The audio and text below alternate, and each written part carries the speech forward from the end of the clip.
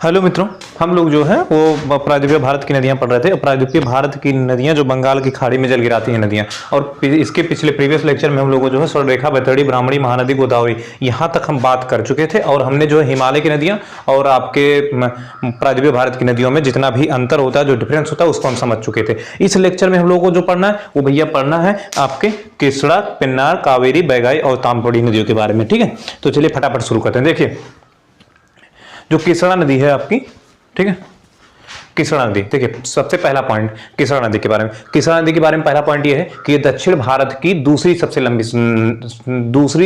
लंबी नदी है। दक्षिण भारत की दूसरी सबसे लंबी नदी कौन सी है? आपकी कृष्णा नदी है। और सबसे बड़ी नदी दक्षिण भारत की पूछा जाए तो वो गोदावरी नदी है। इसके प्रीवियस लेक्चर में हमने बताया था कि गोदावरी नदी जो है वो दक्षिण भारत की सबसे लंबी नदी है, और कृष्णा नदी दक्षिण भारत की दूसरी सबसे लंबी नदी कृष्णा नदी है। अच्छा, कृष्णा नदी ये देख रहे हैं ना, कृष्णा नदी ये वाली है कृष्णा नदी। देखिए, कृष्णा नदी का उद्गम स्थान, ठीक है, कृष्णा नदी का उद्गम स्थान कहां है? देखिए, कृष्णा नदी महाराष्ट्र में पश्चिमी घाट पर्वत पर स्थित महाबलेश्वर चोटी से निकलती है। कहां से निकलती है?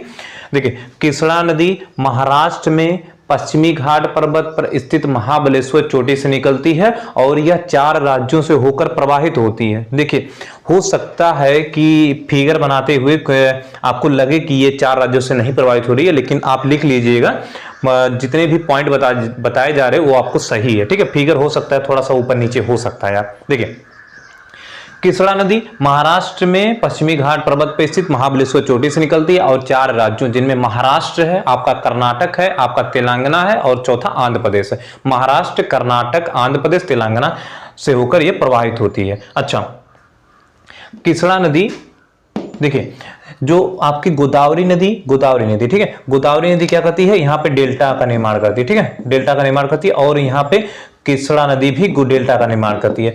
तो कृष्णा नदी और गोदावरी नदी का डेल्टा आपस में मिल जाता है। ठीक है, आंध्र प्रदेश के तट पर ही है ये, तो लिखेंगे कृष्णा नदी और गोदावरी नदियों का डेल्टा आपस में मिल जाता है। अच्छा भैया, इन डेल्टाओं के बीच में यहाँ पे, ठीक है, इन डेल्टाओं के बीच में यहाँ पे एक झील पाई जाती है जिसका नाम है कोलेरू झील।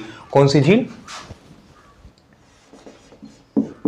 कोलेरू। ठीक है, कोलेरू झील। तो कोलेरू झील कहां पे है भैया? कृष्णा और गोदावरी नदियों के डेल्टाओं के बीच में जो झील है वो कोलेरू झील है। ठीक, कोलेरू झील है। अच्छा, कृष्णा नदी का जो अपना मुहाना बनाती है वो विजयवाड़ा के समीप बनाती है। विजयवाड़ा एक शहर है आंध्र प्रदेश का, तो लिख लीजिएगा कि विजयवाड़ा किस नदी के तट पर है? विजयवाड़ा लिख सकते हैं कृष्णा नदी के तट पर है, और कृष्णा नदी के तट पर विजयवाड़ा है। विजयवाड़ा के समीप अपना मुहाना बनाती है कृष्णा नदी। अच्छा, तो कृष्णा नदी दक्षिण भारत की सबसे लंबी नदी हो जाएगी। कृष्णा नदी जो है वो पश्चिमी घाट पर्वत में स्थित महाराष्ट्र में महाबलेश्वर चोटी से निकलती है, और ये जो है महाराष्ट्र, कर्नाटक, तेलंगाना, आंध्र प्रदेश से होकर प्रवाहित होती है, विजयवाड़ा के समीप अपना मुहाना बनाती है, और गोदावरी और कृष्णा नदियों का जो डेल्टा है वो आपस में मिल जाता है, और इन डेल्टाओं के बीच में एक झील पाया जाता है जिसका नाम है कोलेरू झील। अच्छा भैया, इतना तो बात हो गया। अब देखिए, कृष्णा नदी की जो कुछ सहायक नदियां, देखिए ब्लू कलर में यहां बताएगी ना, कुछ सहायक नदियां हैं, बहुत सारी हैं। ठीक है, ऐसे तो कुछ सहायक नदियां हैं जिनका बार बार एग्जाम में पूछा जाता है, तो उनके नाम हमें जानने चाहिए। देखिए, कृष्णा नदी की सहायक नदियां लिखिए। कृष्णा नदी की सहायक नदी, पहली सहायक नदी है तुंगभद्रा। ठीक है, अगर पूछा जाए तुंगभद्रा, घाट प्रभा, माल प्रभा, ठीक है, तुंगभद्रा, घाट प्रभा, माल प्रभा, पंचगंगा, दूध गंगा, ठीक है, दूध गंगा, पंचगंगा, भीमा या कोयना या मूसी, भीमा, कोयना या मूसी। ठीक है, देखिए कितनी नदियां बताई हमने?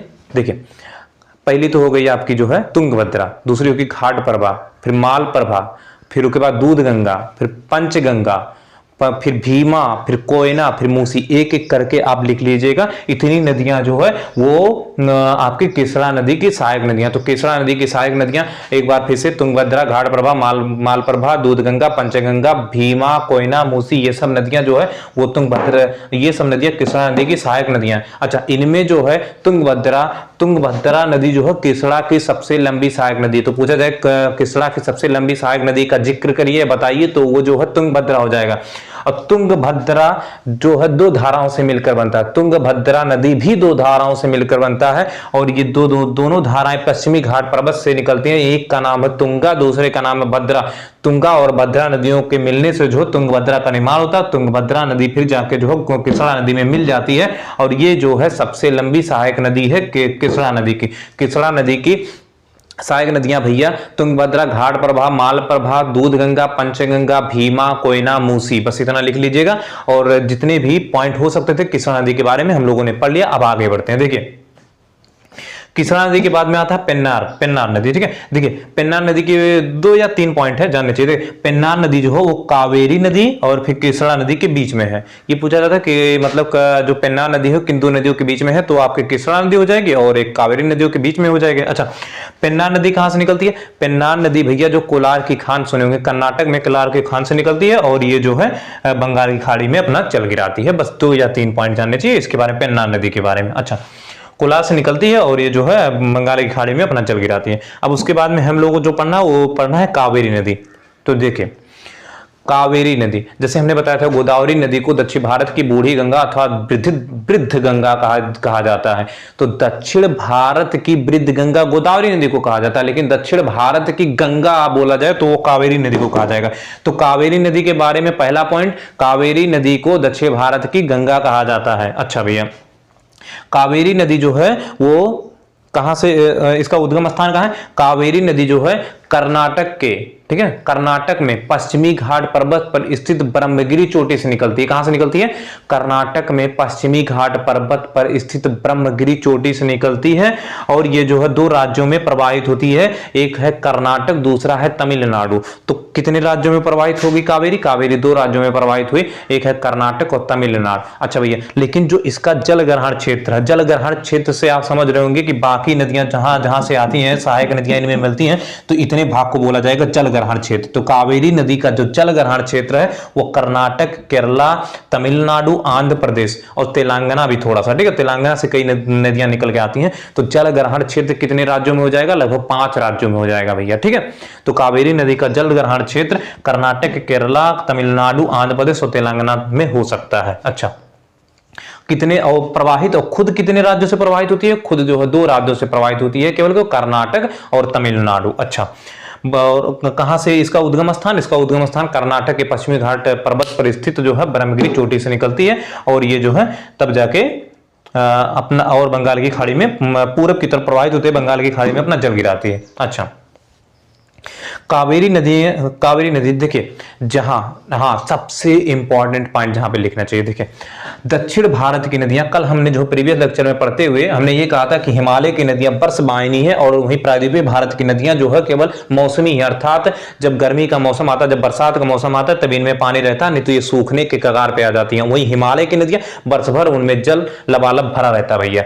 तो अब ये लिखने लायक है कि जहां प्रायद्वीपीय भारत की शेष नदियां मौसमी हैं, वहीं कावेरी नदी जो है वो बर्फवाहिनी है। ठीक है, हिमालय की तरह, हिमालय नदियों की तरह कावेरी नदी भी बर्फवाहिनी है और इसको जल 2 स्रोतों से प्राप्त होता है। कावेरी नदी को जल 2 स्रोतों से प्राप्त होता है। एक तो भैया हो जाएगा जो आपका ये वाला, देखिए ये वाला दक्षिण है, ये वाला पश्चिम है। ठीक है, दक्षिण ये वाला इलाका, नीचे वाला, और पश्चिम वाला। दक्षिण पश्चिम से जो मानसून आता है, ठीक है, दक्षिण पश्चिम से जो मानसून आता है उसके कारण जो है यहाँ पे बरसात हो जाए। दक्षिण पश्चिम मानसून से तो पूरा ये समझ लीजिए पूरे भारत, उत्तर भारत और यहाँ पे बारिश होती है, लेकिन इसमें भी जो है दक्षिण भारत यानी कि जो वही बरसात के मौसम में समझ लीजिए, तो जो बरसात के मौसम में जो वर्षा होती है दक्षिण पश्चिम मानसून से, उससे जो है इसको जल प्राप्त होता है। अच्छा, और दूसरा स्रोत जल का है जो कि ठंडी के दिनों में शीत ऋतु के मौसम में, शीत ऋतु के मौसम में उत्तर पूर्वी मानसून, देखिए उत्तर पूर्वी मानसून ऐसे चलता है। ठीक है, पूरब वाला इलाका है, उत्तर ये वाला, तो उत्तर पूर्वी मानसून ऐसे से जाता है और यहाँ पे क्या होता है, यहाँ कहीं पे वो पूर्वी घाट पर्वत जो है वहां से टकराता है। ठीक है, पूर्वी घाट पर्वत से टकरा जाता है पूर्वी और तमिलनाडु के कोरोमंडल तट पर। ये पता होगा आप लोगों को, शीत ऋतु में जो है वो तमिलनाडु के कोरोमंडल तट पर वर्षा होती है। तो शीत ऋतु में इसको जल कहां से मिलेगा? शीत ऋतु में इसको कावेरी नदी को जल जो है वो उत्तर पूर्वी मानसून से मिल जाता है, और वहीं जो गर्मी में इसको जल जो है वो दक्षिण पश्चिमी मानसून से मिल जाता है। यानी इसको जल जो है साल भर, चाहे गर्मी हो या सर्दी हो, दोनों जो है वर्षा के कारण प्राप्त हो जाता है। इसमें साल भर यानी वर्ष भर जो है जल इसमें रहता है, इसीलिए ये जो है वर्ष वाहिनी बोला जाता है। तो कावेरी नदी शेष अन्य नदियों की तरह, प्रायद्वीपीय भारत की शेष अन्य नदियों की तरह जो है वो मौसमी नहीं है, ये वर्ष वाहिनी नदी है। अच्छा, कावेरी नदी, ठीक है। कावेरी नदी की कुछ सहायक नदियां हैं वो जाननी चाहिए। देखिए कावेरी नदी की जितनी भी सहायक नदियां हम बता रहे हैं वो आपको एक एक करके नोट करना। देखिए अर्कावती है, अर्कावती पूछा जाए अर्कावती किसकी सहायक नदी है, तो अर्कावती जो होगा वो आपके कावेरी नदी की सहायक नदी हो जाएगी। फिर अर्कावती के बाद में अमरावती, ठीक है। अर्कावती, अमरावती और सिमसा लक्ष्मण तीर्थ, सिमसा लक्ष्मण तीर्थ और भवानी लोक पाविनी, काबिनी, काबिनी भवानी लोक पाविनी, लिखिएगा काबिनी, ठीक है, लोक पाविनी, भवानी, सिमसा, लक्ष्मण तीर्थ और फिर अर्कावती, अमरावती, ठीक है, अर्कावती और अमरावती, इतनी नदियां जो है वो कावेरी की सहायक नदियां हैं भैया। तो कावेरी की सहायक नदियां जितनी हमने बोला है उसको नोट कर लीजिएगा। अर्कावती, अमरावती और अर्कावती, अमरावती, सिमसा, लक्ष्मण तीर्थ और आपका काबिनी, भवानी, लोक पावनी, ठीक है, इतनी नदियां जो हो कावेरी की सहायक नदियां हैं। कावेरी नदी को दक्षिण भारत की गंगा कहा जाता है। ये कर्नाटक के पश्चिमी घाट पर्वत पे स्थित ब्रह्मगिरी चोटी से निकलती हैं और ये जो है खुद कर्नाटक और तमिलनाडु से प्रवाहित होती हैं, लेकिन इनका जलग्रहण क्षेत्र वो लगभग 5 राज्यों में का है। एक कर्नाटक, केरल, आंध्र प्रदेश, तमिलनाडु और तेलंगाना से है, ठीक है। अच्छा, वर्षवाहिनी भी है, ये भी हमने समझ लिया। तो कावेरी नदी के बारे में जितने पॉइंट हो सकते थे वो हमने पढ़ लिए हैं, एक एक करके आप नोट कर लीजिएगा। अच्छा, फिर देखिए बैगाई नदी, ठीक है, बैगाई नदी, बैगाई नदी कहां से निकलती है? बैगाई नदी ज्यादा इंपॉर्टेंट नहीं है, छोटी छोटी नदियां हैं, ये पढ़ लेते हैं। देखिए बैगाई नदी जो है वो तमिलनाडु के बरुसनाथ झील से निकलती है, बरुसनाथ झील से, ठीक है, पहाड़ी से, बरुसनाथ से निकलती है, ठीक है, बरुसनाथ लिख लीजिएगा। तो आपकी जो बैगाई नदी है, बैगाई नदी जो है वो बरुसनाथ पहाड़ी से निकलती है और ये जो है अपना मुहाना कहां बनाती है, ये इंपॉर्टेंट है। देखिए ये अपना मुहाना जो है मन्नार की खाड़ी, ठीक है, मन्नार की, अरे माफ करिएगा यार, मन्नार की खाड़ी नहीं, देखिए यहां से जो है, यहां से ये जो है यहां पे श्रीलंका कहीं पे होता है, ठीक है, यहां पे ऐसा श्रीलंका है और यहां से जो है राम सेतु है और राम सेतु के इस तरफ, राम सेतु की इस तरफ जो है वो पाक जल संधि, पाक स्टेट या पाक जल संधि है, ठीक है, तो पाक स्टेट या पाक जल संधि है और राम सेतु के इस तरफ में जो है मन्नार की खाड़ी में, ठीक है। तो हम क्या बता रहे थे? हम बता रहे थे कि बैगाई नदी जो है वो बरुसनाथ पहाड़ी, तमिलनाडु के बरुसनाथ पहाड़ी से निकलती है और अपना मुहाना जो है पाक जल संधि, पाक जल संधि में रामेश्वरम द्वीप के पास में बनाती है। पाक जल संधि में अपना मुहाना पाक जल संधि में रामेश्वरम द्वीप के पास में बनाती है। अच्छा, एक शहर है तमिलनाडु का मदुरै, ठीक है, मदुरै। तो मदुरै किस नदी के तट पर बसा हो? तो ये लिख लीजिएगा, मदुरै बैगाई नदी के तट पर बसा हुआ है। तो बैगाई नदी के बारे में 2-3 पॉइंट हमने देखा कि तमिलनाडु के बरुसनाथ पहाड़ी से निकलती है और ये जो है पाक जल संधि में जो रामेश्वरम द्वीप है उसके पास में अपना मुहाना बनाती है और तमिलनाडु का एक प्रसिद्ध जो प्राचीन शहर मदुरै है वो जो है बैगाई नदी के तट पर बसा हुआ है। बस बैगाई नदी के बारे में इतनी पॉइंट हमें जानना चाहिए था। अब हम पढ़ते हैं ताम्रपड़ी, आपकी आखिरी जो है बंगाल की खाड़ी में जल गिराने वाली नदी है ताम्रपड़ी। देखिए ताम्रपड़ी जो हमने लोगों ने पढ़ा था ना, यहाँ पे कार्डामम या इलायची पहाड़ी, ठीक है, कार्डामम या इलायची पहाड़ी। तो कार्डामम या इलायची पहाड़ी पर एक चोटी है जिसका नाम है अगस्त्यमलाई चोटी। तो जब हम पश्चिमी घाट पर्वत पढ़ रहे थे तो उसमें हमने जो है लास्ट में कार्डामम या इलायची पहाड़ी पढ़ा था, ठीक है, याद करिए कार्डामम इलायची, यहाँ नीलगिरी पर्वत था, यहाँ कार्डामम इलायची पहाड़ी था। तो कार्डामम या इलायची पहाड़ी पे एक चोटी है जिसका नाम है अगस्त्यमलाई चोटी। तो जो आपकी ताम्रपड़ी नदी है वो जो है कार्डामम या इलायची पहाड़ी के अगस्त्यमलाई चोटी से निकलती है। और ये देखिए यहाँ पे राम सेतु है और राम सेतु की इस तरफ में, तो राम सेतु की इस तरफ में मन्नार की खाड़ी है और मन्नार की खाड़ी में अपना जल गिराती है भैया, बस, ठीक है। तो ताम्रपड़ी के बारे में 1-2 पॉइंट, ताम्रपड़ी जो है कहां से निकली, वो आपके जो है कार्डामम या इलायची पहाड़ी के अगस्त्यमलाई चोटी से निकली और जाके जो है मन्नार की खाड़ी में अपना जल गिरा दी। और बैगाई नदी जो है वो तमिलनाडु के बरसुनाथ पहाड़ी से निकली और जो है ये जो है पाक जल संधि में रामेश्वरम द्वीप के पास अपना मुहाना बनाती है। और मदुरै जो तमिलनाडु का प्राचीन शहर है वो बैगाई नदी तट पर बसा हुआ है। अच्छा, तो देखिए एक एक करके हमने जितने भी पॉइंट प्रीवियस लेक्चर में बताए थे, केसड़ा, पेन्नार, कावेरी और बैगाई ताम्रपड़ी नदियों के बारे में हमने सब कवर कर लिया। इस तरीके से बंगाल की खाड़ी में जल गिराने वाली नदियां प्रायद्वीपीय भारत का वो समाप्त होता है। और इसके अगले लेक्चर में हम लोगों को पढ़ना है कि जो प्रायद्वीपीय भारत की नदियां जो अरब सागर में जल गिराती हैं, जो इधर से इधर प्रवाहित होती हैं, उनके बारे में हमें पढ़ना है। तो चलिए मिलते हैं अगले नेक्स्ट वीडियो में। Okay, thanks for watching my video. Okay, bye.